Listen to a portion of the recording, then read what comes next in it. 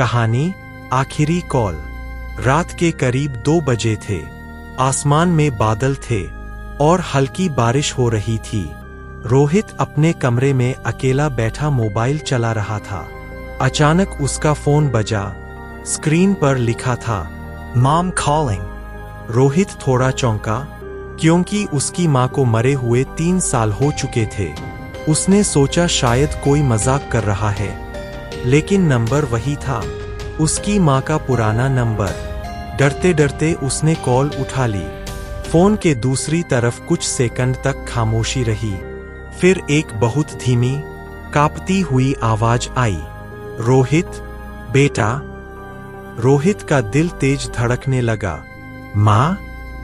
उसके मुंह से बस इतना ही निकला। फोन के दूसरी तरफ से आवाज आई, बेटा तुम ठीक हो ना? रोहित की आंखों में आंसू आ गए। उसे अपनी मां की आवाज बिल्कुल वैसी ही लग रही थी। वह बोला, मां आप कहाँ हो? कुछ सेकंड चुप्पी रही, फिर आवाज आई, बेटा मैं हमेशा तुम्हारे पास हूं। अचानक फोन में अजीब सी आवाजें आने लगीं, जैसे कोई बहुत दूर से रो रहा हो। रोहित डर गया। उसने पूछा, मां ये आवाज कैसी है? तभी उसकी मां की आवाज थोड़ी भारी हो गई, रोहित तुमने मेरा कमरा क्यों बंद कर दिया? रोहित के हाथ कांपने लगे, क्योंकि सच में उसने अपनी मां के मरने के बाद उनका कमरा कभी नहीं खोला था। कमरे का दरवाजा आज भी बंद था। अचानक ठक ठक ठक, रोहित के कमरे के बाहर किसी ने दरवाजा खटखटाया। उसका दिल जैसे रुक गया। फोन पर मां की आवाज आई, बेटा दरवाजा खोलो, मैं ना गई हूं। रोहित डर से जर हो गया। बाहर से फिर आवाज आई, ठक ठक ठक, रोहित दरवाजा खोलो। रोहित धीरे धीरे दरवाजे के पास गया। उसका हाथ कांप रहा था।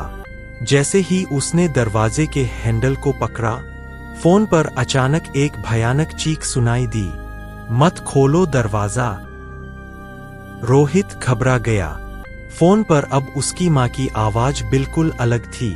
वह रो रही थी, बेटा जो बाहर खड़ा है वो मैं नहीं हूं। रोहित के पैरों तले जमीन खिसक गई। बाहर से फिर वही आवाज आई, रोहित बेटा दरवाजा खोलो। लेकिन अब वह आवाज थोड़ी अजीब और डरावनी लग रही थी। रोहित पीछे हट गया। अचानक बाहर खटखटाने की आवाज बहुत तेज हो गई, धड़ाम धड़ाम धड़ाम, जैसे कोई दरवाजा तोड़ने की कोशिश कर रहा हो। फोन पर उसकी मां की आवाज आखिरी बार आई, रोहित चाहे कुछ भी हो जाए दरवाजा मत खोलना। और अचानक फोन कट गया। बाहर की आवाज भी बंद हो गई। रोहित पूरी रात डर से कोने में बैठा रहा। सुबह जब सूरज निकला, उसने हिम्मत करके दरवाजा खोला। बाहर कोई नहीं था, लेकिन दरवाजे पर लंबे लंबे नाखूनों के गहरे निशान बने हुए थे और नीचे फर्श पर लिखा था, मैं फिर आऊंगा।